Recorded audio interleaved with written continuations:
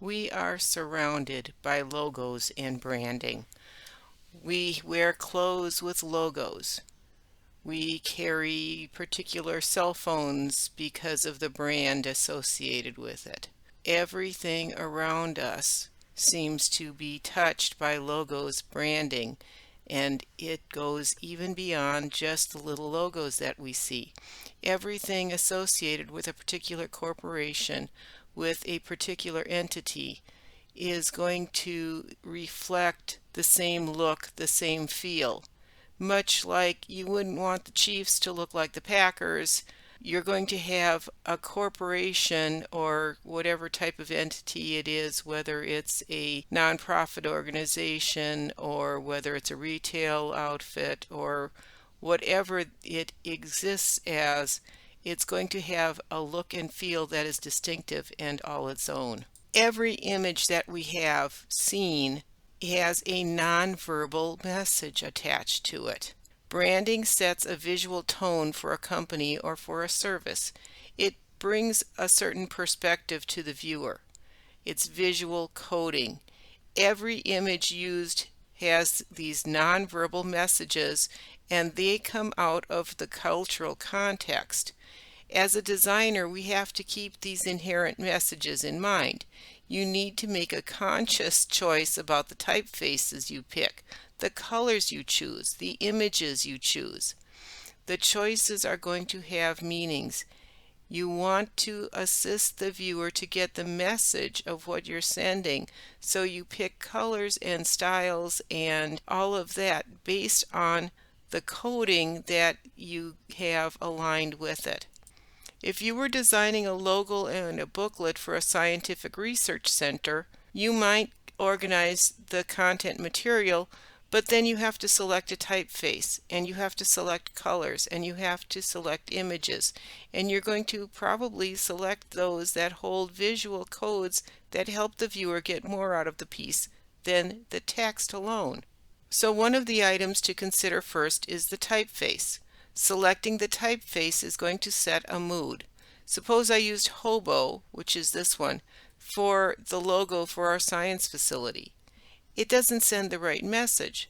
This typeface was popular in the 1960s, and it's reminiscent of the psychedelic art of the period, so this is not going to be a good choice for a scientific research facility. Another consideration is the colors that you choose. Colors can be an underlying suggestion of a message. If we were creating a poster for a St. Patrick's Day party, green would probably be a really good choice for color, but if you know Irish history, you would know to not include red. Red, of course, is a color that's associated with the British. There was a lot of trouble between the Irish and the Brits, and so if you wear red, that's why you get pinched. So don't rely totally on color to send a message, because not everybody may clue into that. You researched color, you've read about what color means. You could send conflicting messages if you use the wrong colors. Now this particular example is for Panera Bread. This is their logo, this is the specific colors, and the colors are specific.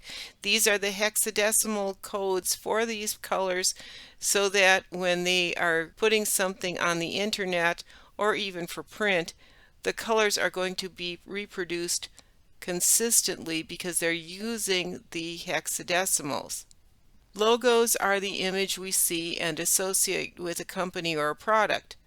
Gestalt, remember Gestalt? That can unify a logo design into an ingenious mark. Take a look at the FedEx logo. It shortened the name of Federal Express. That's the full name. It was Federal Express. It was shortened down to the more familiar FedEx. But did you notice that there's an arrow formed by the white space between the E and the X? It reinforces the idea of movement and speed for the company's service. Also, as a side note, I'm going to mention that the logo changes colors. Although this would be the most common one, the different methods that they ship by, whether it's by ground or by airmail, is going to use a different color combination. So pay attention to that when you're looking at FedEx commercials. Syntactics, I think we've talked about syntactics, is a way to understand the formal parts of a sign. So yeah, remember there's a gray sky. Syntactics doesn't concern itself with what a gray sky means to you. It describes the image in terms of structure, line, color, hierarchy, just like we've looked at the structure of posters and ads. It's an analytic-based concept. Semantics considers the associative meaning of a sign. So a gray sky is going to mean a rainy day, or it might mean sadness depending on who is doing the viewing. Metaphoric concepts tend to begin with the semantic meaning of signs. Semantics can be very heavily layered with meaning. Pragmatics determines how a sign is understood by the user, and that takes context into consideration. So if you think of a gray sky pragmatically, we consider how others are going to interpret it as a sign whose meaning shifts based on the audience. If you're a child, a gray sky is going to mean something different than it is to the farmer with the dry field who's looking to end a drought. The semantic triangle gives you a referent, a symbol, which is the word. You have to go up to your brain to think of what that referent is. Symbols can only link to reference because of concepts that we have. You can't link directly from a symbol to a referent. You have to do a little bit of thought. Logos are part of a brand image that's stuck in the minds of the public. To help create a memorable image, you have to ask yourself questions while you're doing research and when you're doing your sketching. Is the spirit of the company being conveyed? Is there an emotional component to the message or to the anticipated response? What words would you use to express the personality of the logo? Is it fun? Is it friendly? Is it elegant? Is it serious? Are there formal categories that you could use to create the logo? Typographic word marks, or pictorial images, or abstract symbols? Can you montage or combine a couple of elements to create something unique? Does the logo incorporate some element that can be extended into a complete design package, like its stationery and the website? Is there a unique quality about the logo that's going to make it stand out from its competitors? You don't want to look like everybody else. You want to be a little bit different. Remember, the brand is what the consumer recognizes. It has value. We talk about name brands versus store brands or no-name brands, things we don't recognize the name of. Do you choose iPhone or a Benephone? Yes, it's a real cell phone. You never heard of it. Why? Because you know the brand. The logo reflects the brand. It's the visual identity. Right now, Target has been putting out commercials that feature the brand name of their store brand. They're trying to develop a relationship with the customers that they have and their own store brand, much like Great Value is Walmart's store brand. The logo reflects the brand. It is the visual identity. It carries the message of the brand to the consumer. The same goes for all the company-issued print pieces and their web page and their advertising. Prada has an image to convey, and all their business reports and company correspondence will not be printed using something like Kidprint. Designing a logo can be a difficult process. Establishing the brand brief will help assist in attacking the design problem by establishing what the brand represents. Logos can be text only, or they can be a symbol, or they can be a combination of the two. The color choice is also going to be very important. You have to consider how the logo is going to look printed in solid black, in grayscale, with one color.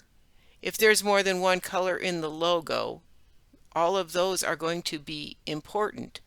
Not all printing processes are going to work. So suppose you have a logo with multiple colors, but you're going to print it on a t-shirt. Each color is going to cost more to screen, and the company's on a budget. So you have to plan for that. A logo must exist in full color, and then it has to exist in grayscale, solid black, because you can't really screen print grayscale, and black and one color, or maybe a combination of two colors. You need to design for all the possibilities so the company has guidelines for any circumstance it can come up with. Another consideration is size. A good logo has to work well small as well as large, and it has to be scalable. So you have to design with line art instead of with Photoshop. So you use Illustrator and drawing tools instead of pixel-based items. If you design a logo to go on the side of a truck, how is it going to look on a business card? How is it going to look on the company letterhead, stationery? How is it going to look on the return address of an envelope? If you design your logo in Photoshop, it gets muddy when it shrinks and it'll pixelate when it gets enlarged. If you look at these designs, Chanel has a different version of the logo for the size that it can be printed, just like Walt Disney has different logo usages depending on what size they can print. You're going to see the full Walt Disney logo on larger items, but when it gets down to things like the logo printed inside of a hat or on clothing, you might find it down to just being the D. The same thing with Levi's.